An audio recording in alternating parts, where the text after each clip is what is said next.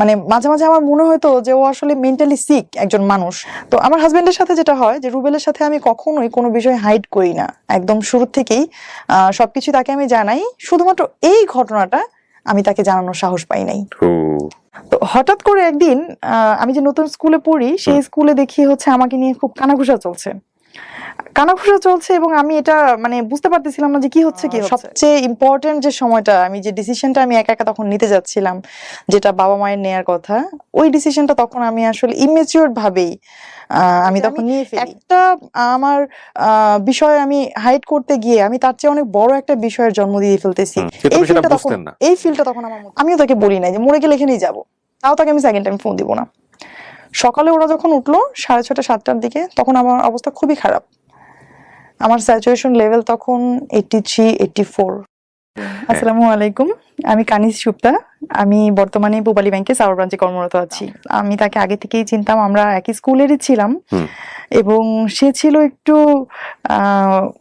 কি বলবো যে মানে তাকে দেখে সবাই ভয় পেত। সে স্কুলেই খুব মারামারি করতো, এলাকাতেও খুব মারামারি করতো এবং তাকে দেখে ভয় পেত সবাই।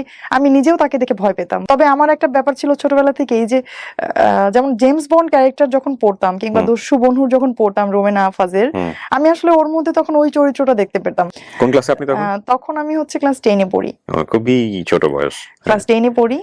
তো ও আসলে তখন যে ওরও খুব বেশি বয়স তা না, আমার চেয়ে 4 বছরের সিনিয়র হবে। আচ্ছা। প্রেম বলতে অনেস্টলি যেটা ওর রিলেশন ছিল হচ্ছে আমার বান্ধবীর সাথে ওই সময়। হ্যাঁ, ওই সময়। বাট তারপরে হচ্ছে তাকে আমার খুব ভালো লাগতো, ওই মানে দস্যু বনুহুর পড়ার জন্য। আমার মনে হয় যে এথিক্যাল জায়গাটা আসলে বোঝারও বয়স না, ওটা খুব ছোট অল্প বয়স, যাকে চোখে দেখি তাকেই ভালো লাগে এরকম একটা বয়স। হ্যাঁ, বয়স একটা ব্যাপার ছিল। তারপর কিছুটা যদি আসলে পজিটিভলি দেখি ওর প্রতি, যে প্রেম ছিল ঠিকই, কিন্তু প্রেমের কোনো এক্সট্রিম লেভেল ছিল না। ওই মাঝে মাঝে একটু দেখা সাক্ষাৎ করতো, আমিই তো থাকতাম পাশে, কথা বলতেছে আমি তো থাকতাম পাশে। আমাকে বান্ধবীর পাশে আপনিই থাকতেন? হ্যাঁ, আমাকে আইসক্রিম কিনে দিত, চকলেট কিনে দিত। ওকে। তো মানে আমার মাঝে মাঝে মনে হতো যে এই চকলেটটা তো আমি বায়াসড হয়ে পাচ্ছি বান্ধবীর মাধ্যমে, এটা তো কেন আমার ডিরেক্টলি আসছে না আমার কাছে? ডিরেক্টলি আসবে, এটা তো যখন আমি ভাবলাম বা শুনলাম ভালোই লাগতেছিল। তো তখন একটা ভালো লাগা আসলে তৈরি হয়ে যায়। আর ঠিক সেই সময়ই আমি যখন ক্লাস 10-এ পড়ি, তখন আমার বাবা যখন বুঝতে পারে যে আসলে না, এটা মানা করার পরেও আবার একটা পজিটিভ একটা সম্পর্কে তাদের চলে যাচ্ছে, আমার মেয়েকে তাহলে আর এখানে রাখা যাবে না। এমনিতেই হচ্ছে সাধারণত ক্লাস 10-এ কখনো স্কুল চেঞ্জ করা খুবই টাফ একটা ব্যাপার, রেজিস্ট্রেশন চেঞ্জ করার একটা ব্যাপার থাকে।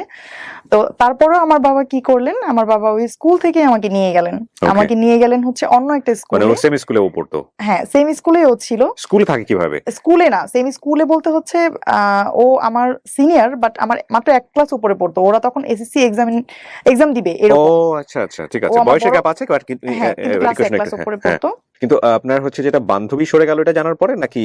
না, আসলে ওর সাথে শুধু বান্ধবী না, ওর সাথে স্কুলে অনেক মেয়েরই সম্পর্ক ছিল, সবই আস্তে আস্তে শেষ হয়ে গেছে। এটা কি আপনি কাট আপ করে দিয়েছেন নাকি? না, আমি কোনো কিছুই কাট আপ করি নাই। সম্পর্কগুলো এরকম যে 1 মাস 2 মাস থাকতো, তারপর হচ্ছে আবার শেষ হয়ে যেত। ওকে, এরকম। এটাও আপনার ভালো লাগতো? এটাও আমার ভালো লাগতো, আমি এগুলো সবই জানতাম।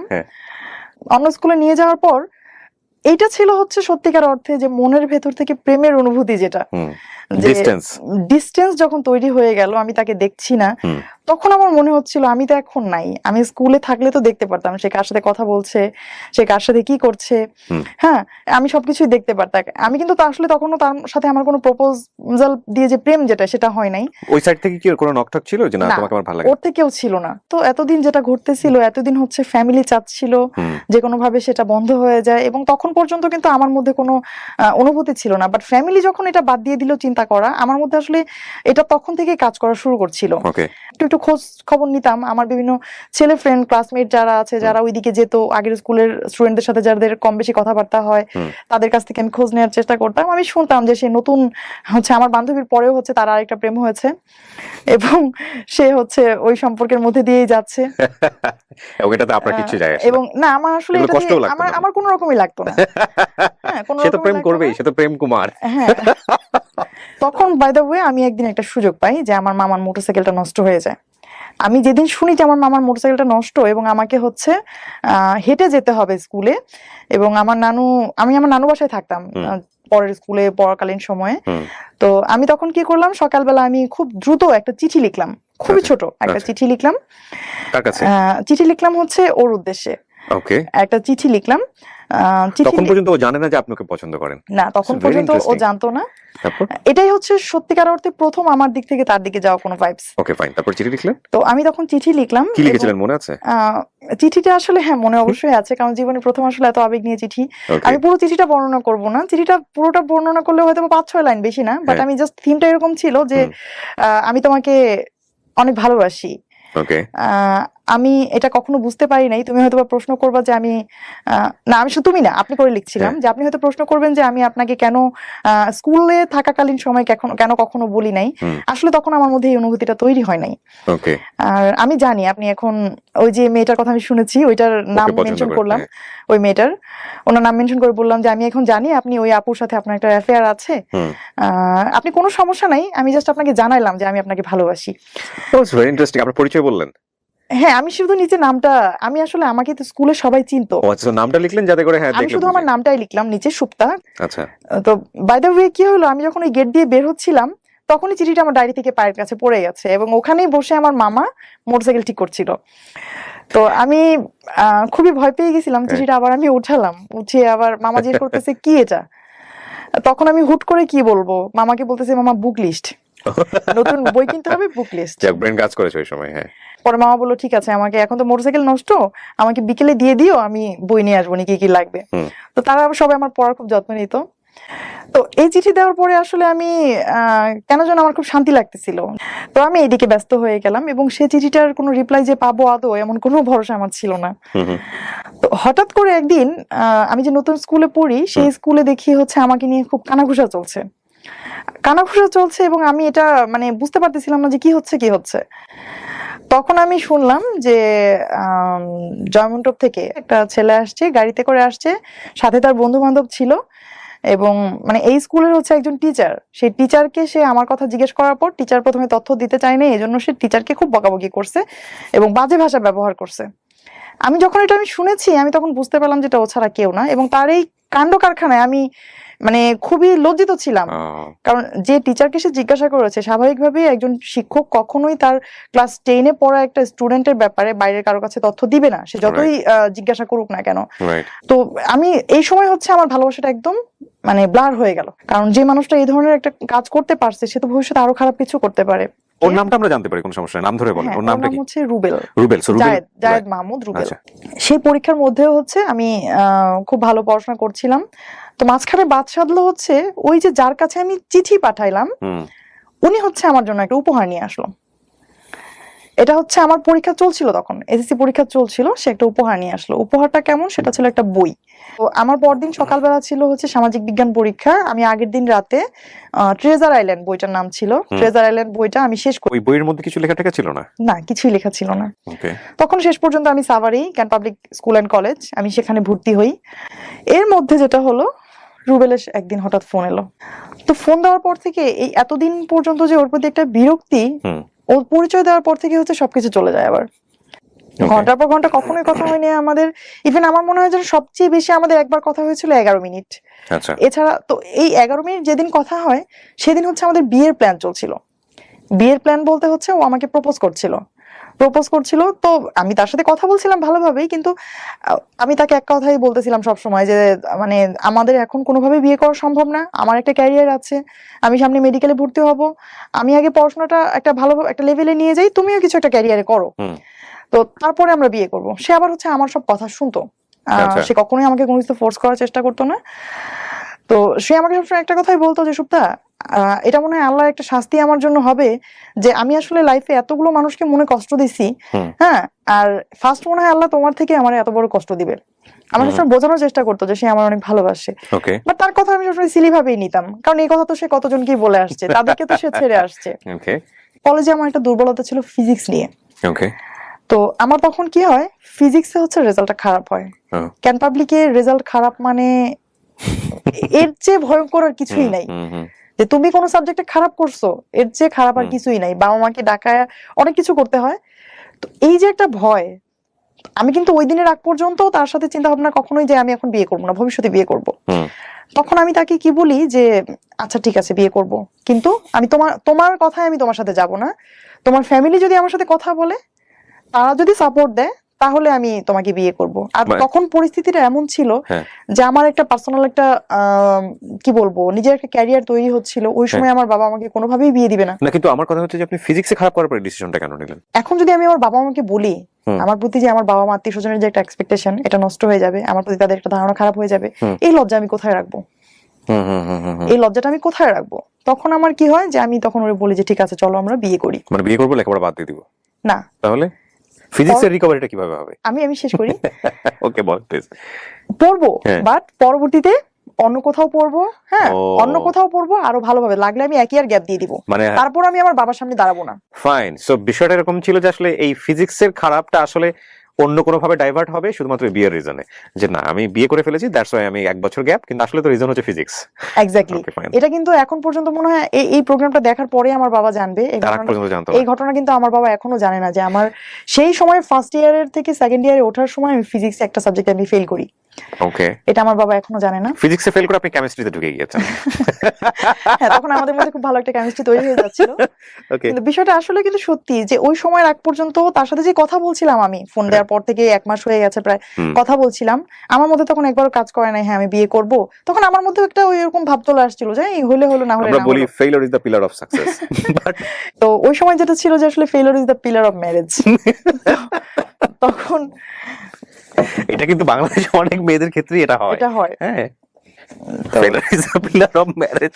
ওকে, হ্যাঁ বলেন প্লিজ। কিন্তু আমি আসলে যদিও ফিজিক্সে খারাপ করেছি, এটা ও জানতো যে আমি ফিজিক্সের কারণে তোমাকে লাইফে নিচ্ছি, মানে ফিজিক্স চেঞ্জ করতেছে? ও জানতো। ওকে। এর মধ্যে আবার ওকে বললাম যে তুমি এক কাজ করো, তুমি একটু আমার বাসায় একটা মানে প্রপোজাল আবার পাঠিয়ে দেখো বাবা কি বলে। তখন ওদের বাসা থেকে সেকেন্ড টাইম একটা প্রপোজাল যায়, আমার বাবা ডিনাই করে দেয়। আর ডিনাই করার পর হচ্ছে তখন আমি আরো ভয় পেয়ে যাই যে কয়েকদিন পরেই তো আমার রেজাল্টের কথা জেনে যাবে, বিয়েটাও তো দিল না, এখন কি হবে? তখন আমরা সিদ্ধান্ত নিলাম যে হ্যাঁ আমরা বিয়ে করব। কিন্তু ওই যে কিছুক্ষণ আগে আমি বলছিলাম যে আমাদের বিয়েটা আসলে লাভ এবং ফ্যামিলি দুইটার কম্বিনেশন কেন, যে লাভটাও কিন্তু তখন খুব বেশি এক্সট্রিম লেভেলের তা না, মাত্র 1 মাস ধরে কথাবার্তা হচ্ছে আমাদের। আর ফ্যামিলি বললাম এই কারণে যে আমার বিয়েতে একটা পরিবার ছিল, তো তখন হচ্ছে ওর ভাই আমার সাথে আসে, ওর ভাই বলতে ওর বড় 2 ভাই। আমি কিন্তু ওর সাথে যাইনি। আমি যখন বাসা থেকে যেদিন বের হয়ে গেলাম এবং আমি যখন চলে গেলাম, এটা একটু ইন্টারেস্টিং, হুট করেই জাস্ট একদিন আগে আমার বার্থডে ছিল, 2 তারিখ, মে মাসের 2 তারিখে আমার বার্থডে ছিল। তো বার্থডেতে আমি আমার বাড়িতে আসি, আসার পর আমি আমার মার কাছ থেকে আমার সার্টিফিকেট গুলো নিয়ে নিই। এতদিন পর্যন্ত কিন্তু সবকিছু আমার মায়ের কাছেই ছিল আলমারিতে। তা আমার তো ভেতরে একটা অপরাধ বোধ কাজ করছিলই যে আমি চলে যাব, কিন্তু যাওয়ার পর তো আমার ফিউচারটাকে আমার সাজাতে হবে, আর সার্টিফিকেট গুলো আমার তখন জরুরি। আর আমার তখন একটা এরকম ছিল ভেতরে যে আমার যদি এরকম আমি চলে যাই, সেক্ষেত্রে হচ্ছে যে আমার বাবা মা কখনোই আমাকে আর মেনে নিবে না। আর এদিক থেকে ও প্রস্তুতি রেখেছিল যে না ঠিক আছে? ও মেন্টালি প্রস্তুত ছিল এবং ও তার ফ্যামিলিকে জানাচ্ছিল এবং তার ফ্যামিলি সবাই খুব খুশি ছিল। সবাই খুব খুশি ছিল। তো যেটা হয়েছে যে আমি প্রথমে আমার মার কাছ থেকে এগুলো নিলাম, এবং সবসময় যে আমি বিদায় নেই, এবারে বিদায় নেওয়াটা ছিল একটু ভিন্ন রকম, কারণ ওরা জানতো না, আমি তো জানতাম যে আমি চলে যাচ্ছি। এটাই আমার বাসায় আমার শেষ দিন। তখন আমার ছোট ভাইটার জন্ম হয়েছে ততদিনে। আমার ছোট ভাইটা তখন ছোট, 4 বছর 4.5 বছর বয়স হবে ওর। তো আমি আমার ছোট ভাইকে খুব আদর করে ওকে হচ্ছে কিছু চকলেট কিনে দিয়ে আসি আসার সময়, ওকে অনেকক্ষণ ধরে আদর করি। তখন আমার আম্মু বলতেছে যে আবার না আসবা সামনের সপ্তাহে, এত দেরি করলে হবে, তাড়াতাড়ি যাও। আমাদের হচ্ছে সাভারে একটা জায়গায় আমার বাবা আমাকে থাকার অ্যারেঞ্জ করেছিল। ওখানে থেকে আপনি পড়তেন? আপনার ফ্যামিলি থাকতো মানিকগঞ্জে? আমার ফ্যামিলি মানিকগঞ্জে সিঙ্গারে থাকতো। তো আমি আবার প্রতি সপ্তাহে যেতাম সেখানে। ওই মাঝখানে 2-3 দিনে হচ্ছে এটা নিয়ে কথা হচ্ছিল যে কোথায় কি করব, এবং আমি সবসময় বলতেছিলাম যে দেখো আমি 1 কাপড়ে আসবো, হ্যাঁ তুমি কিছু করো না, আমি যদি কোনো কিছু এইভাবে নিয়ে আসি বাসা থেকে তাহলে সবাই বলবে যে আমি আমার এই টাকা পয়সা দিয়ে বা আমার অর্নামেন্টস সেল করে তুমি হচ্ছে তোমার মতো করে চলতেছো। ও তখন বলছে হ্যাঁ ঠিক আছে, তোমার কিছু আনতে হবে না, শুধু তুমি আসো। তখন হচ্ছে যে সে আমাকে বলার পর এটা একটা মজার ব্যাপার যে আমি বড় একটা ব্যাগ গোছাই বড় কেমন, ব্যাগ ভর্তি হচ্ছে আমার যত গল্পের বই উপন্যাস যত কিছু আমার আছে, যাদেরকে আমি খুব ভালোবাসি পরিবারের মতোই। আমি সেই ব্যাগ ভর্তি করে আমার একাডেমিক বই, গল্পের বই, সবকিছু সার্টিফিকেট নিয়ে যাই। ইন এ ওয়ান ড্রেস, আমি যে ড্রেসটা পরেছিলাম তখন ও আর আমার শ্রদ্ধেয় বড় 2 ভাসুর আছেন আমার, তারা 2 জন, এই 3 জন এবং ওর আপন মামা, তারা 3 জন আসেন। এসে হচ্ছে তখন আমার বাসার সামনে এসে গাড়ি রাখেন। আমি সাভারে যে বাসায় থাকতাম, আর ওই যে ফ্ল্যাটে যাদের সাথে আমি থাকতাম ওই ভাবি তখন বেডরুমে ঘুমাচ্ছিলেন, আর রুবেল তখন জাস্ট ফ্ল্যাটে ঢুকে আমার যে ব্যাগটা ছিল ওটা তো আমি ক্যারি করতে পারতাম না, অনেক ওয়েট ছিল, বড় ব্যাগ। তখন সে শুধু ওই ব্যাগটা নিয়ে ও নিচে চলে যায়, আর আমি আমার মতো অ্যাজ ইউজুয়াল যেভাবে বের হওয়ার কথা ওইভাবে আমি বের হয়ে চলে যাই, একদম সিম্পলি। হাতে শুধু ফোনটা ছিল। তখন হচ্ছে গাড়িতে ওঠার পর ফোনটা আমি সুইচ অফ করে দিই। তো এই হচ্ছে আসলে কি বলবো, আমার লাইফের সবচেয়ে ইম্পর্টেন্ট যে সময়টা, আমি যে ডিসিশনটা আমি একা একা তখন নিতে যাচ্ছিলাম, যেটা বাবা মায়ের নেয়ার কথা, ওই ডিসিশনটা তখন আমি আসলে ইমেচিওর ভাবেই আমি তখন নিয়ে ফেলি। আমার পরীক্ষার রেজাল্ট খারাপ করব এটা বললে বাবা মা কষ্ট পাবে, এই যে ভয়টা, আসলে ওই ভয়টা থেকে তখন আমার বের হয়ে আসা উচিত ছিল। কারণ আমি যদি তখন বলতে পারতাম, হয়তো আমার বাবা একদিন যেতেন টিচারের সাথে কথা বলতেন, এর চেয়ে বেশি কিছু হতো না। হয়তো আমার লাইফের অ্যাটলিস্ট একটা বছর নষ্ট হইতো না। যে ডিসিশনটা আমি নিছিলাম একটা বছর পরে আমি আবার নতুন কোনো ইয়েতে ভর্তি হব, সেখানে ভালো পড়াশোনা করব, এই ফিল্ডটা ঢাকে।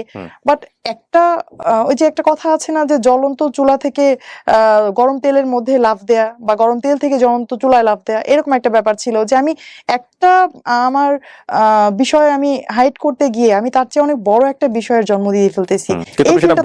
এই ফিলটা তখন আমার মধ্যে ছিল না।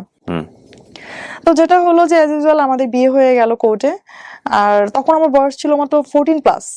ইন্টারে পড়ছেন আপনি? 14+ হওয়ার কথা না তো? হ্যাঁ, 14+ বললাম এই কারণে যে আমি হচ্ছে যখন স্কুলে ভর্তি হই সেটা ছিল আমার অনলি 3 ইয়ার্স, ক্লাস 1 এ ভর্তি হই যখন আমি। ও, সার্টিফিকেটও কি আপনার 14+ই ছিল? হ্যাঁ, সার্টিফিকেট আমার 14+ ছিল। আমাকে দেখে কেউ বুঝতো না, কারণ ছোটবেলা থেকে আমি একটু ওভালকি ছিলাম, লম্বা ছিলাম, বুঝতো না।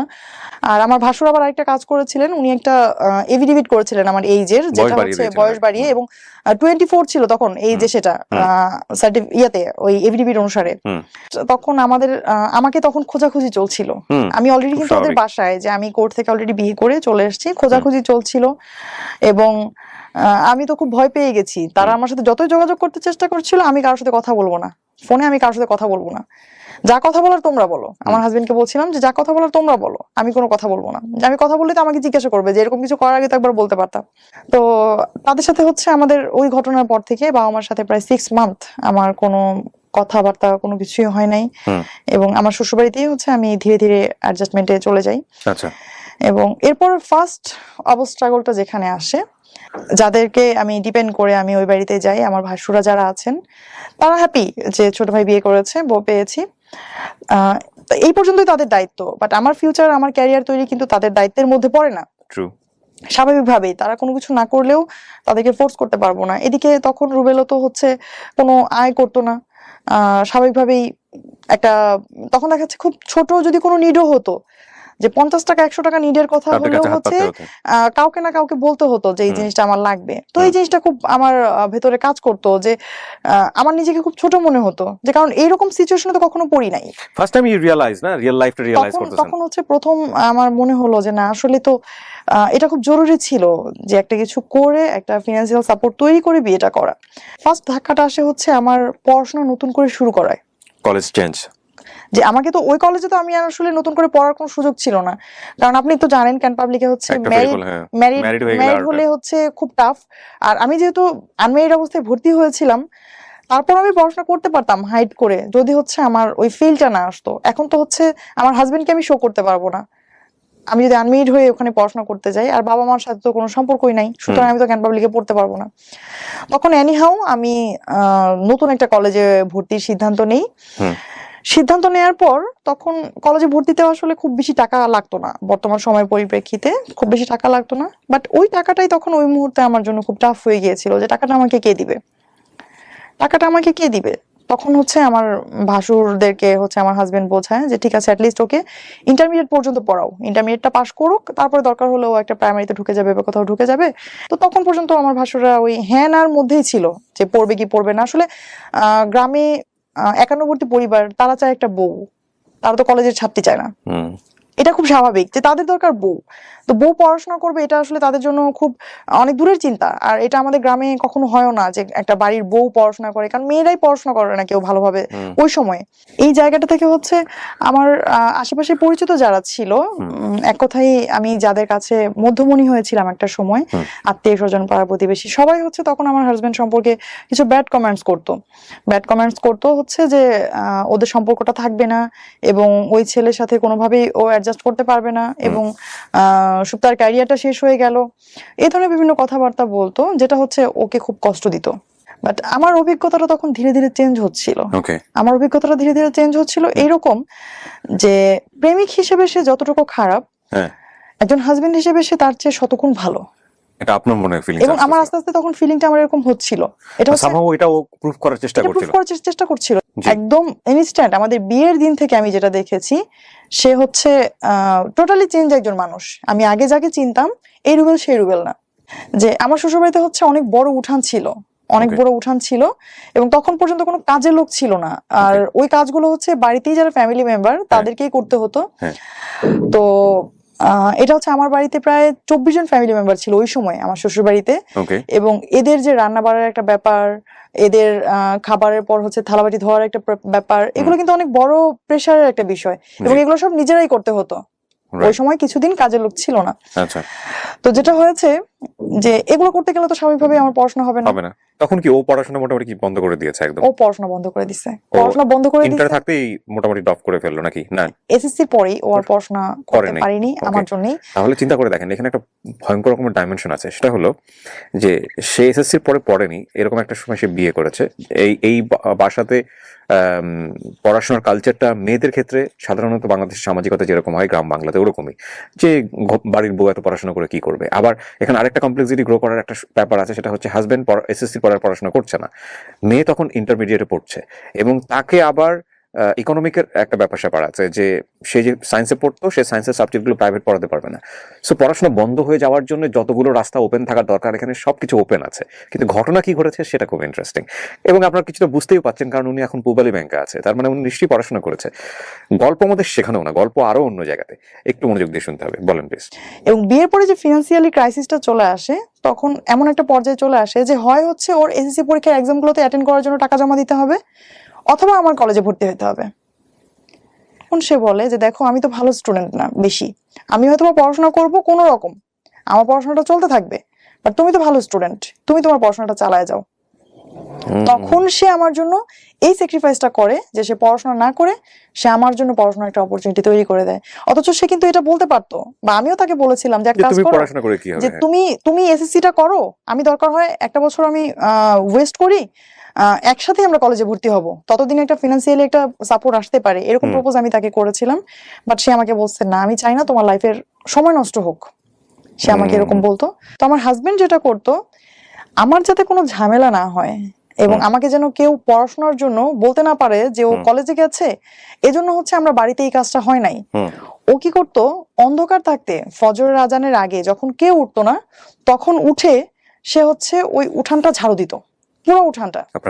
আমার হাজবেন্ড যে হচ্ছে সারা জীবন স্কুলে মেয়েদের পেছনে ঘুরেছে, যে হচ্ছে স্টেজে গান গেয়েছে, হ্যাঁ মারামারি করেছে, মানুষ তাকে দেখে ভয় পেত, সে এইরকম কাজ করতো আমার জন্য, যে কেউ দেখার আগে, যখন কেউ না দেখতো তখন হচ্ছে সে পুরো উঠানটা ঝাড়ু দিত। এবং সেই উঠানটাও কিন্তু অনেক বড়, প্রায় 45% জায়গার উপর আমাদের বাড়ি, চতুর্দিকে দোতলা এবং মাঝখানে অনেক বড় উঠান।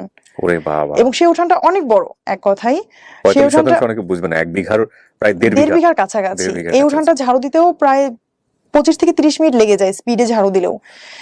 তো সেই কাজটা সে করতো, আসলে অনেকটা স্কুলের মতোই দেখতে, চতুর্দিক থেকে দোতলা, হ্যাঁ চতুর্দিকে দোতলা, এবং ডিজাইনটা অনেকটা স্কুলের মতোই, যে কোনো রুমের সাথে কোনো অ্যাটাচড বাথরুম নাই, একদম প্রত্যেকটা লাইনের শেষে হচ্ছে ওয়াশরুম, পুরোনো আমলে জমিদার বাড়ির মতো একটা। তো ওদের কিন্তু ফ্যামিলি ওয়েলদি ছিল, 1.5 বিঘা জমির উপর বাড়ি হলে ওয়েলদি হওয়ার কথা, এবং গ্রাম অঞ্চলে। কিন্তু ও হচ্ছে স্যাক্রিফাইস গুলো করতো, কারণ হচ্ছে ওর পার্সোনাল কোনো ইনকাম ছিল না, এটা ওর মধ্যে খুব কাজ করতো যে এটা নিয়ে যেন কেউ কিছু কখনো বলতে না পারে। তো সে যখন ওই উঠানটা ঝাড়ু দিত, এমনও হয়েছে কখনো যে আমি ঘুমিয়ে আছি, আমি জানি না সে যে উঠান ঝাড়ু দিচ্ছে, আমি জানি না।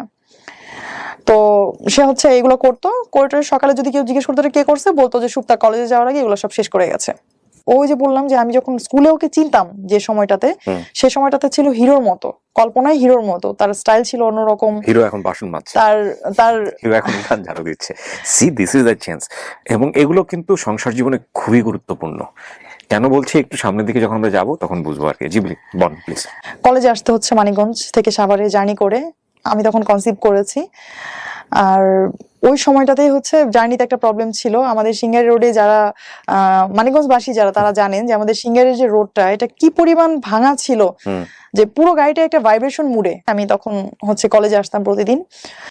তখন সে একটা সময় তার ব্যবসার পাশাপাশি সে কি করলো, সে একটা বাইক নিল। সে হচ্ছে আমাকে, এটা আমার জন্যই নেয়া, তার মানে ঠিকমতো পৌঁছে দেওয়ার জন্য। এবং সে বাইকটা নিয়ে শুধুমাত্র হচ্ছে আমাকে কলেজে পৌঁছে দিয়ে সে কলেজের বাইরেই দাঁড়িয়ে থাকতো। কেন? যে তাকে যদি আবার ফেরত যেতে হয় এই 15-20 মাইল জায়গা, সে যদি আবার যায়, তার বাইকে একটা তেল খরচ হবে অতিরিক্ত, আবার আমাকে আনতে হবে, আরেকবার তেলটা খরচ হবে। তখন সে কি করতো, ওইখানেই বসে থাকতো। তার কিন্তু নিজেরও তখন একটু ব্যবসা শুরু হয়েছে, সে ওইখানেও তার প্রচুর থাকা দরকার। তার কোনো কর্মচারী ছিল না, সবাই জানতো, কিন্তু ও হচ্ছে কখনো ফিজিক্যালি কারোর সাথে পরিচয় হতো না। এটা একদম মানে আমার আরো খারাপ লাগতো যে আমার কোনো বান্ধবী, বন্ধু, কোনো টিচার, কারোর সাথে তুমি কেন পরিচয় হও না? ওর একই কথা যে তুমি দয়া করে আমাকে কারোর সঙ্গে পরিচয় করাই দিবা না, পরিচয় করার যখন সময় হবে তখন আমিই বলবো হ্যাঁ আমাকে তুমি পরিচয় করায় দাও। তো সে তখনও যাইতো না। দেখা যাচ্ছে আমার টিচারও দাঁড়ায় আছে, সে দূরে দাঁড়ায় আছে, আমি তার সামনে কথা বলতাম না, কারণ হচ্ছে যে মানা করছিল যে তাকে যেন আমি কারোর সামনে প্রেজেন্ট না করি। টিচারটা চলে যাচ্ছে, তারপর আমি আবার তার বাইকে চলে যেতাম। মানে জাস্ট একটা গাছের তলায় মেইন রোডের পাড়ে সারাদিন গাড়ি যাচ্ছে, ধুলো যাচ্ছে, সে ওখানেই বসে আছে।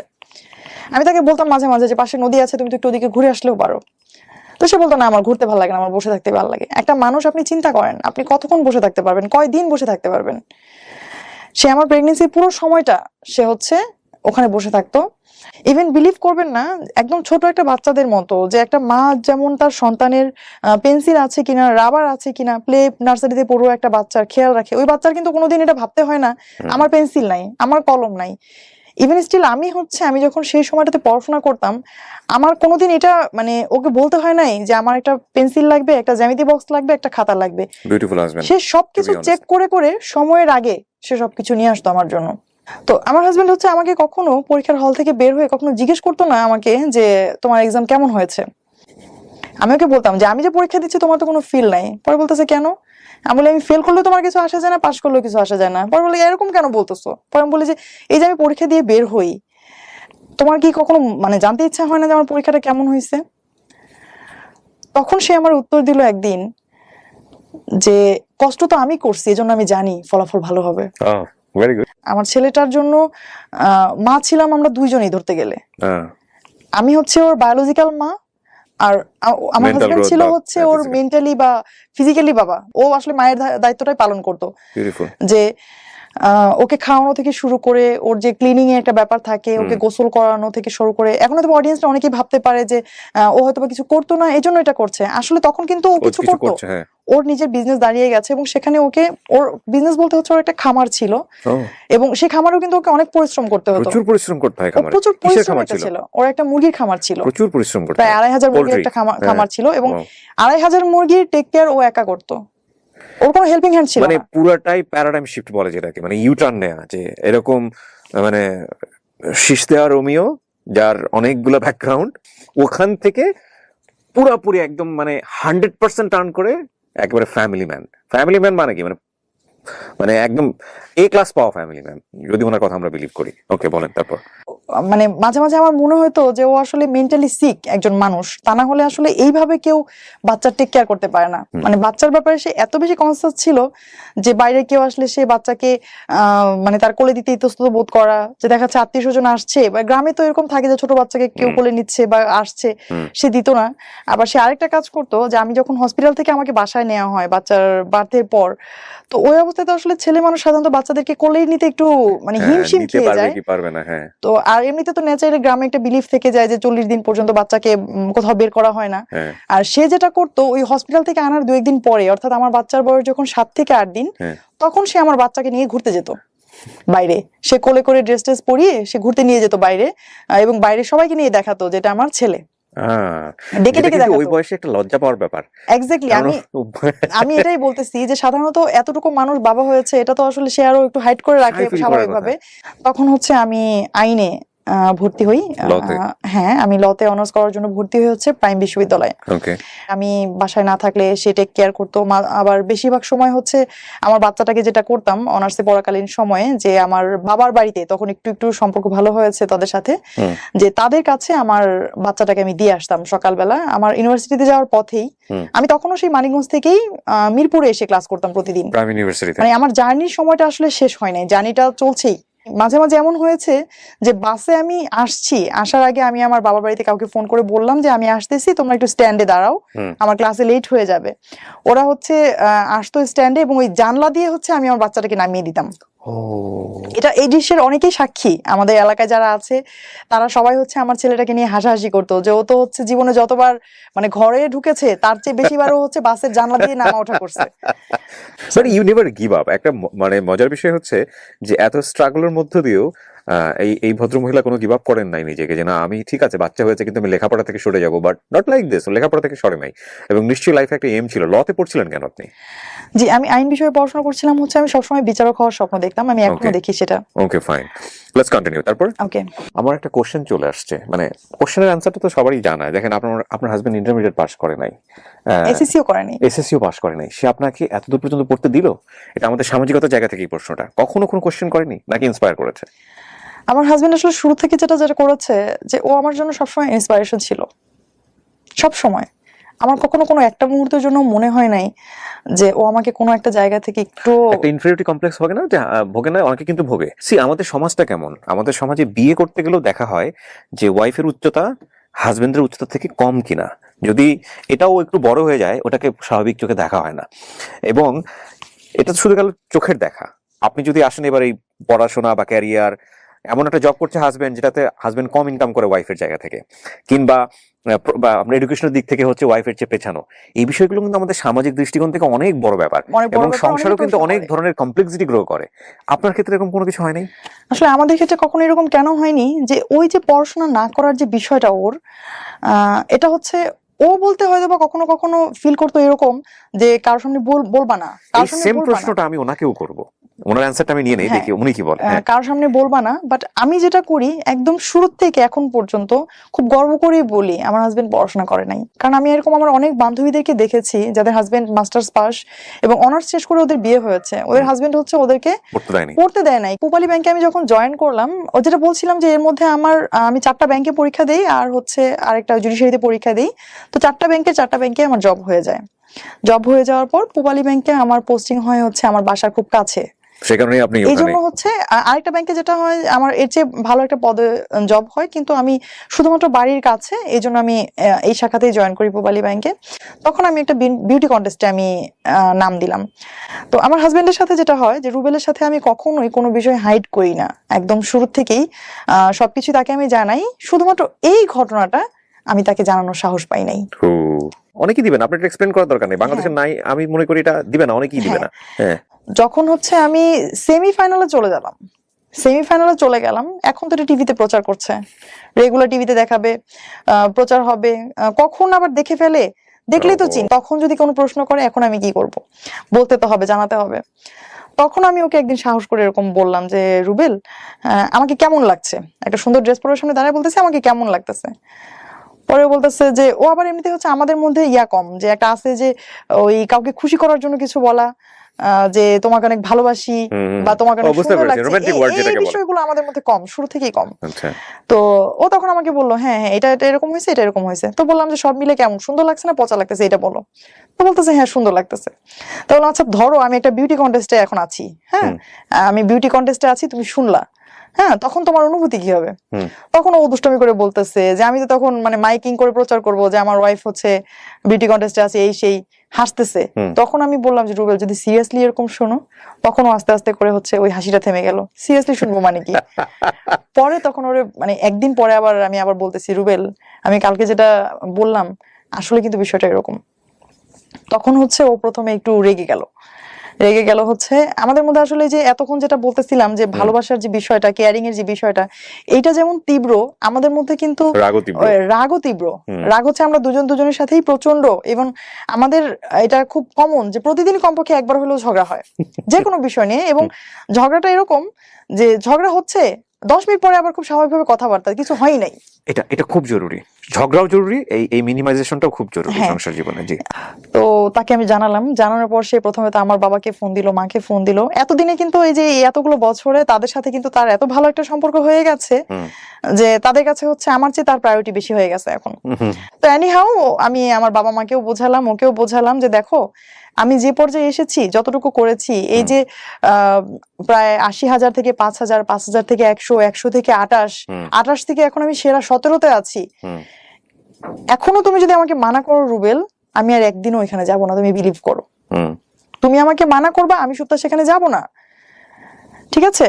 বাট তুমি এতটুকু আমার উপর ভরসা রাখবা, আমি কখনোই জীবনে এমন কোনো কাজ করব না যেটা তুমি কোনোভাবে শুনলে তুমি কষ্ট পাবা।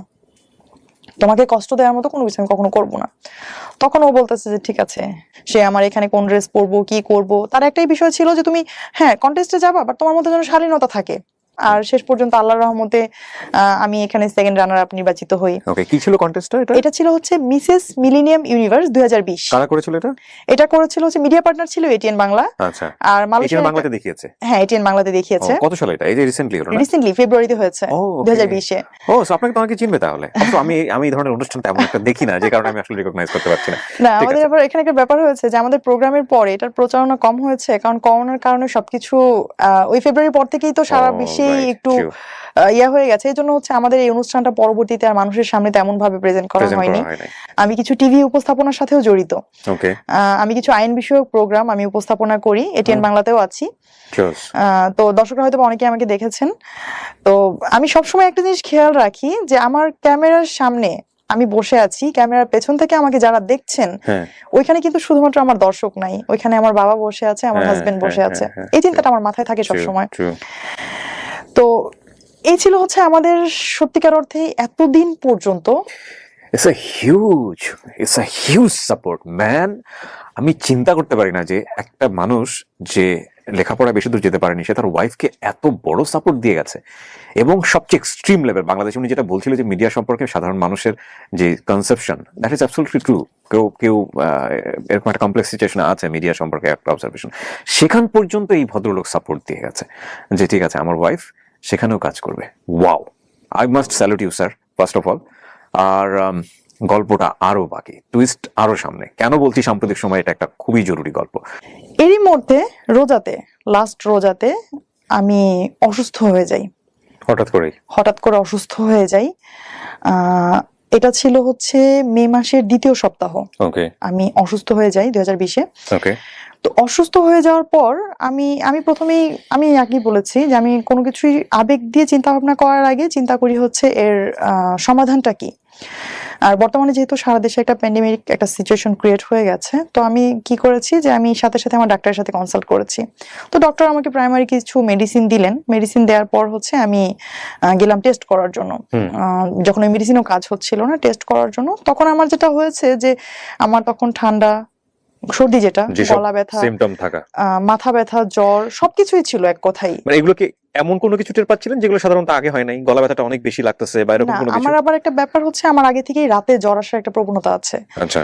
আর একটু ফ্যানের বেশি বাতাসে থাকলে, এসিতে থাকলেই হচ্ছে আমার এরকম হয়। তো এসিতেও 2 দিন ঘুমানো হয়েছে রাতে, তো সেজন্য হতে পারে।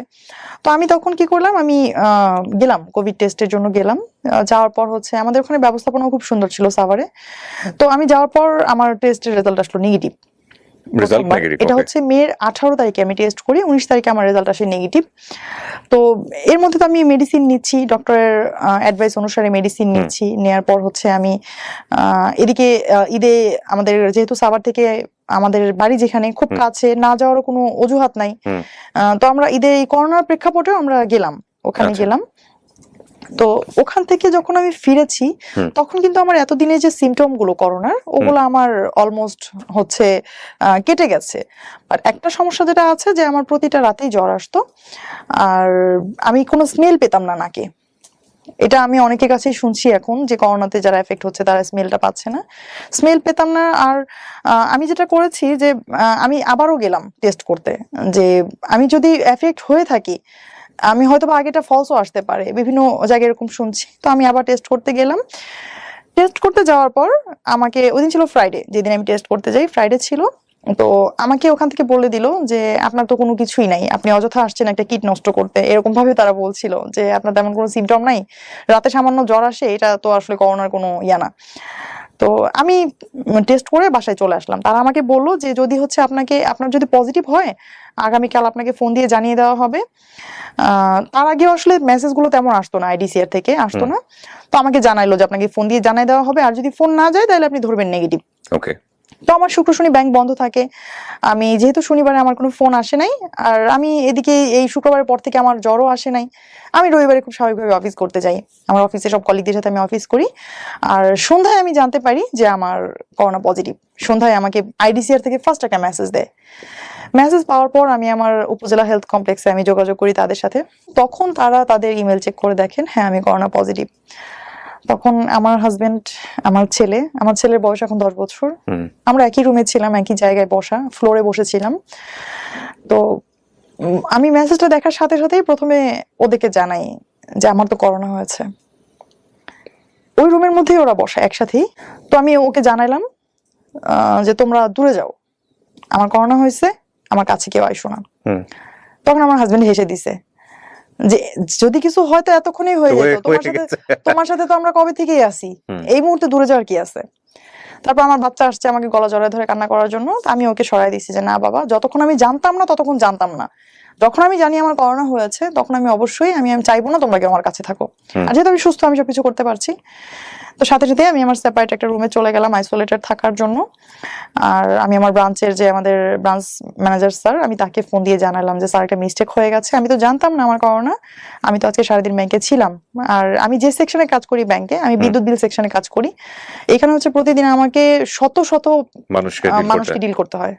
তো উনি আমাকে সাথে সাথে যেটা করলেন যে আমার ভেতর থেকে যে একটা গিল্টি ফিল হচ্ছিল অফিসে আসার জন্য, উনি সাথে সাথে এটা ইয়া করে দিলেন যে আপনি তো জানতেন না, আপনি কেন মন খারাপ করছেন, আপনি শোনেন, আপনি আমাকে এভাবে বলছিল যে কানিজ আপনি মনোবল হারাবেন না, আমরা জানি আপনি স্ট্রং একজন মানুষ, আপনি দ্রুত রিকভার করবেন।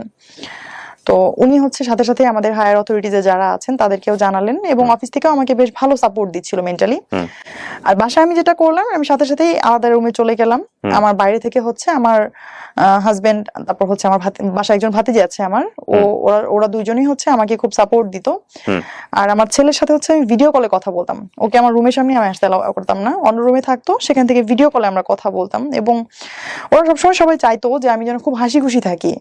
তো আমার হাজবেন্ড বলতো যে না কোনো কিছুই হবে না, তুমি দরজা লাগানোর প্রয়োজন নেই, তোমার ভেতরে একা খারাপ লাগবে। তো আমি রুমের ভেতরে থাকতাম, ওরা কি করতো জাস্ট রুমের সামনেই বসে থাকতো, আমি যতই মানা করতাম যে দূরে যাও, ও ওখান থেকে যাইতো না।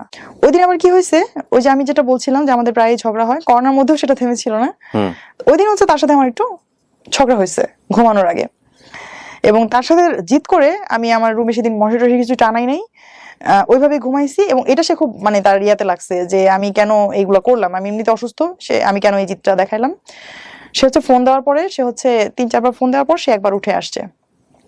উঠে আসার পর আমি তাকে বলছি আমার বুকে অনেক ব্যথা করতেছে রুবেল, আমি কি করব।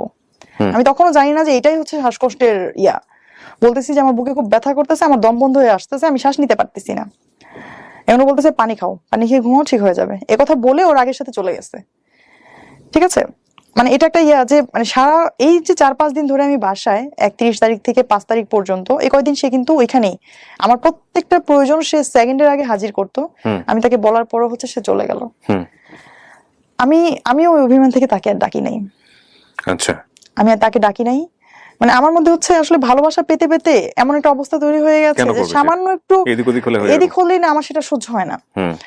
আমিও তাকে বলি নাই যে মরে গেলে এখানেই যাবো, তাও তাকে আমি সেকেন্ড টাইম ফোন দিব না। সকালে ওরা যখন উঠলো 6:30-7টার দিকে, তখন আমার অবস্থা খুবই খারাপ, আমার স্যাচুরেশন লেভেল তখন 83-84 অক্সিজেন লেভেল। আমার বাসায় অক্সিমিটার ছিল, বারবার দেখছিলাম। তো সকালে যখন আমার ওই যে ভাতিজি জিজ্ঞেস করলো যে মামুনি তুমি কিছু খাবা, আমি তখন কথা বলতে পারতেছি না, তখন হচ্ছে ওকে জাস্ট আমি ওই অক্সিমিটারটা চেক করে ছুড়ে দিলাম। তো ও তখন লেখাটা ছিল, ও বলতেছে মানে বুঝতে পারতেছে না। পরে আমি বললাম যে রুবেলকে দেখাও। পরে আসার পর তখন ও রুমের ভিতরে আসলো, এসে আমার সিচুয়েশনটা আবার মেপে দেখলো। মেপে দেখলো এই অবস্থা, সাথে সাথে তো হচ্ছে মানে ইয়ে হয়ে গেছে যে আল্লাহ আমি কি করলাম। তখন হচ্ছে দ্রুত ডক্টরের সাথে কনসাল্ট করলো, আমাদের যে উপজেলা হেলথ কমপ্লেক্সে যারা ছিলেন তাদের সাথে কথা বললো, অ্যাম্বুলেন্সের সাথে কথা বললো, সবার সাথে কথা বললে অলমোস্ট আমি তখন আমাকে নিয়ে গেল হাসপাতালে। তো তারা বারবারই ওকে বলতেছে যে আপনি যে মানে যাচ্ছেন বা আপনি যেতে চাইছেন, আপনি তো শতভাগ এফেক্ট হবেন। হ্যাঁ, তখন ও বলতেছে যে হ্যাঁ আমি এফেক্ট হবো, আমি এটা মেনে নিয়েই যাচ্ছি। তখন হচ্ছে সে আমার সাথে হসপিটালের উদ্দেশ্যে গেল এবং কুর্মিটোলা জেনারেল হসপিটালে আমি অ্যাডমিট হই। বাচ্চাটা তখন কোথায়? আমার ছেলেটা তখন আমার ওই ভাতিজির কাছে, ও তো অঝোর কান্না করছিল। তো শুরুতে এরকম সিচুয়েশন ছিল যে আমাকে হসপিটালে পৌঁছে দিয়ে আমার হাজবেন্ড বাসায় চলে যাবে। তো প্রথম দিন সে চলেও যায়, আমাকে পৌঁছে দিয়ে সবকিছু গুছিয়ে অক্সিজেন দিয়ে সে চলে যায়। বাট যেটা হয়েছে যে আমার সাথে যে পেশেন্টটা ভর্তি হইলো, আমি হচ্ছে এই তাড়াহুড়োতে, আর এখন তো করোনার সময় করোনা ডেডিকেটেড যে হসপিটাল গুলো আছে ওখানে হচ্ছে এখন কিন্তু বেড পাওয়া খুব টাফ, আর কেবিন পাওয়া তো আসলে আরো টাফ। তো খুব চেষ্টা করার পরেও কেবিন পাওয়া হয়নি, আমি ওয়ার্ডেই ছিলাম, ফিমেল ওয়ার্ডে। তো সেই ওয়ার্ডে আমার সাথে যে পেশেন্ট ভর্তি হইলো, আমরা একই সাথে লিফটে উঠছিলাম, একটা স্ট্রেচারে আমি আর একটা স্ট্রেচারে ওই মহিলা, এবং ওই পেশেন্টটা বেডে যাওয়ার পর উইদিন 5 মিনিটস সে মারা যায়। ও মাই গড, আপনি নিজের চোখে দেখেছেন? আমার সামনে মারা যায় সে। মানে এদিকে আমার শরীরের এই অবস্থা, আমাকে অক্সিজেন লাগায় রাখা, আমি দেখতেছি আমার পাশে একজন মানুষ মারা গেছে, আমার পাশে কেউ নাই। আমার হাজবেন্ড আমাকে ভর্তি করে দিয়ে সবকিছু দিয়ে চলে গেছে। সন্ধ্যার পর আরেকজন মারা গেল ওই ওয়ার্ডে। এটা হচ্ছে 5 তারিখ সন্ধ্যার কথা, 8টার দিকে।